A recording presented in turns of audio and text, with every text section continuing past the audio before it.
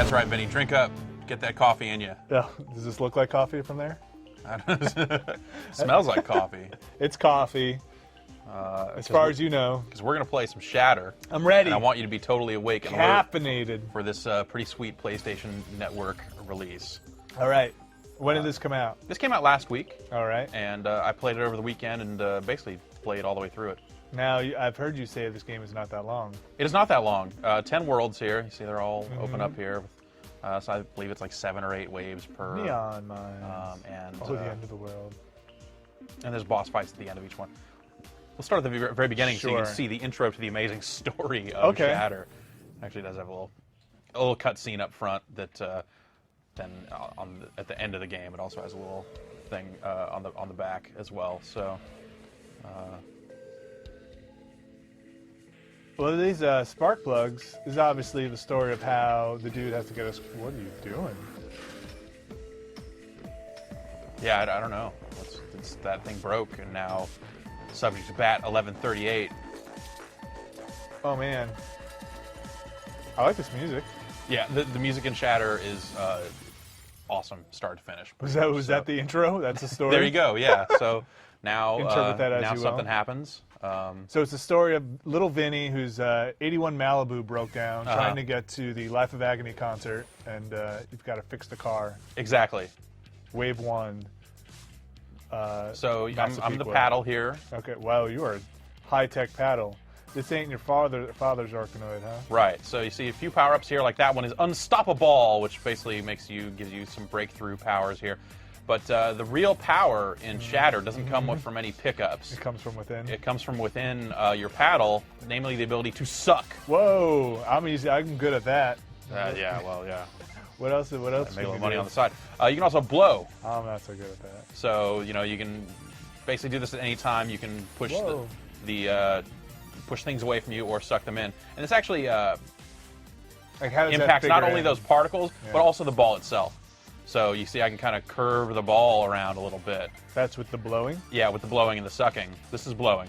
Yep. See, I've blown it away from me. And now show me sucking. And I'm sucking all these particles in. When I have all these particles, see that power meter up there has the triangle next to it? Yes. Here's what happens when I hit triangle. Okay. Shard Storm. Oh, wow. So I get a few seconds of shooting here. That seems like you just beat the level, the wave. Yeah. That's pretty good. I assume later levels, Shard Storm will not, beat a whole wave in one shot. Right. That is exactly right. So you see, I'm kind of What are you doing? I'm moving the ball around with suck and blow. You see, I'm kind of curving it around here. So I mean, obviously, the main idea is that I want to curve it into that block there, like so. So how are you doing that? Are you using the... basically, the left triggers are suck and the right triggers are blow. And I saw there was some kind of like... This was going to launch a missile. Oh, man. There's some kind of trajectory on the ball when you're doing this thing. That's not you steering that around.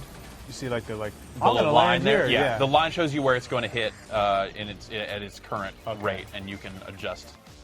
See, I'm kind of adjusting that. You see, by like the left and See, I'm hitting the triggers here to move from suck to blow, and you see the resulting effect. Gotcha. Of the ball. So you're not actually like using an analog stick or something to right. direct I'm not moving the ball around directly. That would be too easy. That's not a power up. No.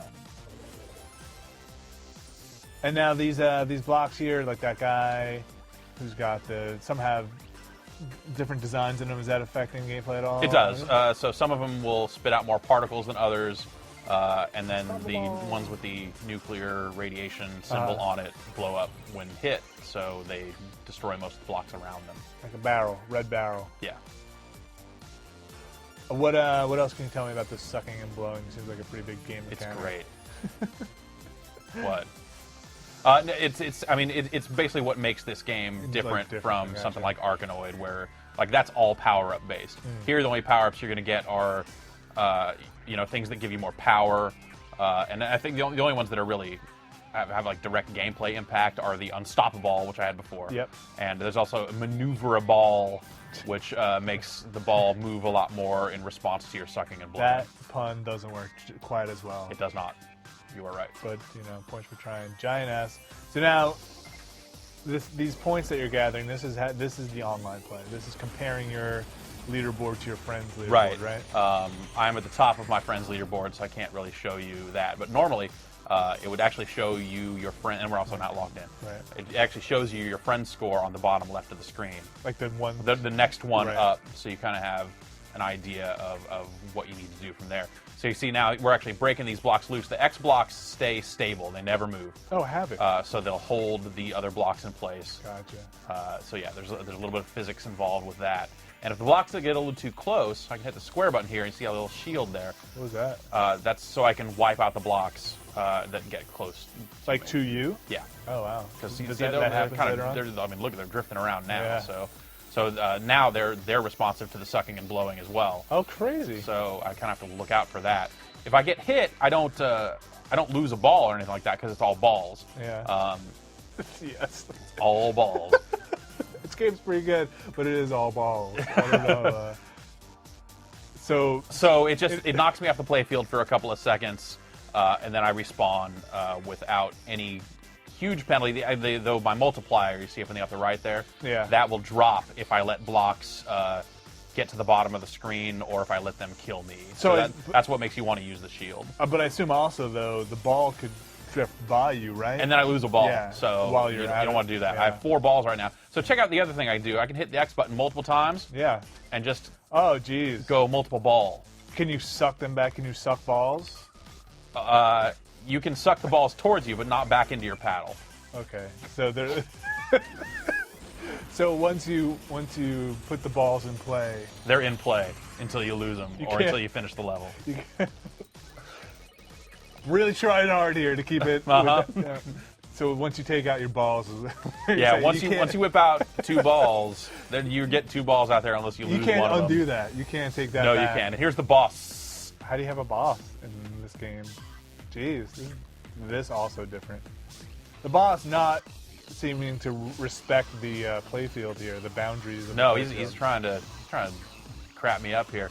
So I want to try and hit these segments here, and I guess if I hit them hard enough, they'll eventually. See, I get some particles out here. I see. Oh, and you just destroyed one. You got shorter. Can you hit him with your shield, do you think, if he gets too close? Yeah, I think so. So that's an example of me getting bumped off. Oh, that's off. quick. That's pretty fast. Yeah, you respawn really quickly. So I just give him a shard storm. Dang. I think the shard storm is really the only way to really take this guy out quickly. It seems like because when you first play, this is right around the time where it tells you that the shard storm exists. Oh, I see. So right, they want you to kind of utilize that. Yeah. Well, it seems like if you wanted to, you could just farm some S points off this guy, get your score up. Oh no. Well, there's no multiplier in this level, so if I get bumped off like that, it doesn't really have. It doesn't seem to have any noticeable. Boom. So I have maneuver a ball here, so I might as well just not even. And I have unstoppable. Well, I guess you can't have both. Look at all this. Look at all this. Man, yeah, you're at the top of your game. Dang. Oh, see, then I totally screwed up and missed it because I was looking at the snake and not at the ball. So when you pop out the multiple balls, multi-balls, balls, that's actually using up that's each one's a life. So it's you don't want to lose those. I played through the entire game not really launching multiple balls because that seems pretty risky. Not worth the. Crazy. That's it. So that's the end of the first world, and you get a little bonus stage between worlds here. Oh, really? Where I just try to keep all 3 of these in play for as long as possible. Oh, weird. This is like intermission from Blades of Steel. Yeah.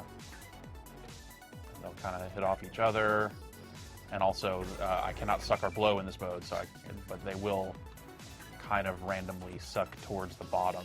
Oh, I see. Huh. It makes it a little tricky.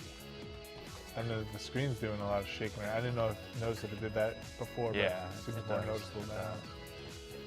So after we do this, I'll jump into one of the later levels. Okay, we'll see the craziness. Check out kind of how another world looks. So again, pretty short run through here. Yeah. It's really only going to take you a couple of hours. The game gives you, continues for when you do run out of lives. You continue from the first wave, or no? You can continue right from where you're at a limited number of times. But once you've unlocked a world, you can just start right there at the start of that world. Kabling! World cleared. You like this? I like it a lot. It is. It's a little short, like I said, but the look of it, the soundtrack's terrific. yeah, there's a lot to like about it. So, what were you doing in Bit Trip Core? What was that one? Bit Trip Core, you are in the center of the screen, kind of pushing in directions and timing button presses to the music. Okay. Or to the balls, really, which then in turn makes music. So balls there as well, but not exactly the same. Totally different. So you can see here different background for the different worlds, and it still kind of rotates around it as you go from wave to wave. One last shard storm here, and then let's punch out of this world and oops, go into a later world. And what was the other Bit Trip game? Beat. Maybe that's what I'm thinking of. That's where you were. Yeah, that one's a little more breakouty, but it's the balls come at you in a set rhythm, and gotcha. you want to catch them all. You're not. Well, I guess you are technically reflecting them, but you're rarely. Like, I was trying to think. Like, it seems like this is something that has been done a lot. The Arkanoid breakout stuff. Yeah, definitely. Then I kind of couldn't think of too many things recently that I played that are exactly like this. Let's go to the Xenon home world 9. I love Xenons.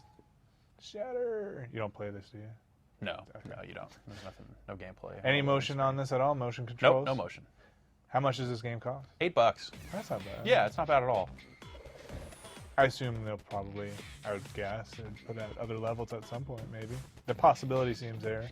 Yeah, definitely. So, oh man. Oh yeah. So you see those solid blocks up there, the ones that are filled in inside? Yeah. Those ones rush to the bottom at all times. Oh crap. So sometimes there'll be other blocks holding them back that you'll then break, and then they'll start. So I don't even have a lot of energy I don't have a lot of power to put up the shield to reflect those, so I just kind of have to take it a little bit here. So, but what happens again if they just hit the bottom of the screen? I lose one of my multipliers up there.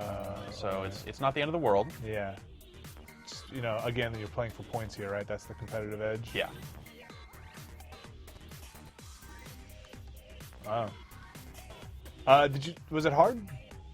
There are some spots, there's some boss fights that are definitely more difficult than that snake we fought, but it's not a super hard game. And it is generous with the extra lives. Like, if you start losing lives, it seems like it just starts spitting out 1-ups. Oh, yeah. Those are collectibles? Yeah. Okay. Yeah, the blowing, the ball going laterally like that just kind of freaks me out. Like, just from left to right. Yeah, so that's, when it's the best time to kind of get some control over it. So the X's are holding those blocks in place, and here's a circular one. There are 3 types here. So as soon as I hit that X, it's freeing those other blocks, and now it's happening. So pop up the shield there. There's a 1-up. One of those like fragments double. That means you're just getting twice as many points. Yeah, like more of those fragments come out when you hit stuff. So now it's like I have a multiplier of 31, which is pretty good. That little sparky thing on the side, that's as far as you can go up the side there? Okay. Does it ever give you like 360? No. This is a PlayStation 3 game. Ho! Zing! Pow! Comedy. I'm talking about balls. Talking about, Circular ones, sometimes I lose track of how I need to bend it. Yeah, like Beckham, I think. Like Beckham, yeah. I'm told. All right, how about I might not even be able to shard storm them. Oh. Well, especially with this ball coming. That was just poorly timed on my part. That was a bad move. But you'll get it. It's all math, it's all geometry. Yeah. Oop. Yeah, I think. Oh boy. There you go.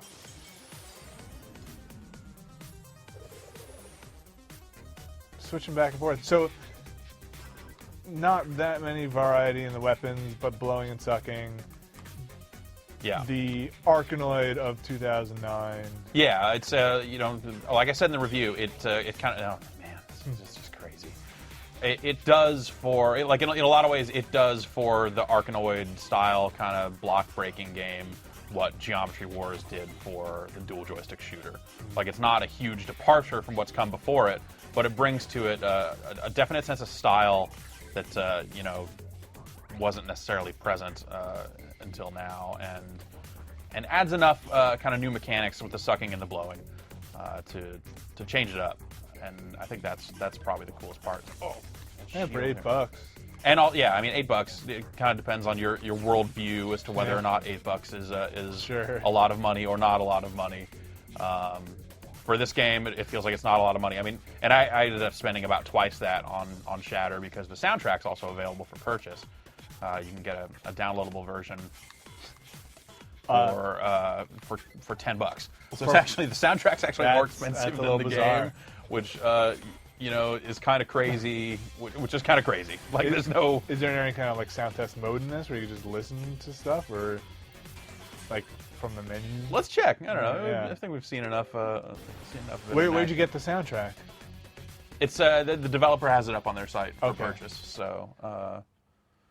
Yeah, it's kind of. And it's like it's one of those things where, like, for the purchase, it says like, well. Oh, there you go. No, there's nothing. That's so, you know, you want to listen to this music outside of your PlayStation 3. Yeah. Yeah, it's a great soundtrack, but it's one of those things where you can offer to pay as much as you want, but the minimum is $9.99. Really? So it's like you offered a penny more. I paid $10.50. I decided that was really? like an extra 51 cents because I like the soundtrack a lot. So I ended up, you know, no one wants to pay just the minimum, right? You look like a cheapskate. Yeah. Hey, you know what? On a side note, now that we're pretty much done here. Hey, yeah. Shatter looks cool. I ordered a Domino's pizza yesterday. Yeah, me too. Did you? Weird. Does your Domino's pizza franchise? Yeah, this sounds like a total ad now. So did I. So did I. Does it charge you a delivery fee? Yes, there's a $3 delivery fee. Oh, $3? I think mine was $2. Yeah. That's crazy. And they don't. The delivery guys don't get that, right? Nope. I don't think they had that in New York. Well, they probably do now. They did not always do that, but they do now. It's a huge bummer. It's you know, it's something I feel like they could probably justify for the increasing costs of fuel and the decreasing demand for pizza in the wake of things like the Atkins craze. And I definitely know my want for pizza has not gone away, but my actual consumption of pizza has gone away. Yeah, you're part of the problem. Really. I know, I really am. But I tried to do my best yesterday, but that $3 or $2 delivery fee kind of was like, oh man, really? Like, I felt I wasn't being rewarded for my laziness anymore. Yeah. Which used to be like, well, why wouldn't you get delivered? Even if there's a Domino's right next door, why would you get out of your house? Bring it. Yeah, to me. And whatever. I'll give the delivery guy some money and help him out. But like now, I just feel like I'm giving the man money. Yeah, it's like now you could not only not have to tip a driver, but also save that $3. Yeah. It is. Well, whatever. Who am I kidding? I'm not going to leave the house to pick up Domino's pizza. If I'm going to go out, I'm going to get something better than Domino's. Yeah, let's like say. Pizza Hut. Like, you know. Pretty much just slightly different takes on the same thing. So there are actually multiple bonus stage types here. The bonus mode actually goes through all three. So it's basically all three of the different perspectives that you'll see in the main game. You're going to the Aya, is what you're saying? You're going to take the Beef Bowl challenge? That's right, yeah. This is actually what the meat dimension looks like. I don't know if you know. And on that note, we're going to leave Jeff in the meat dimension. I believe you have enough courage and diligence and understanding to make your way through this. Apparently, pretty short meat dimension. Not a long journey. Few hour journey to the meat dimension, but worth the trip. Bye.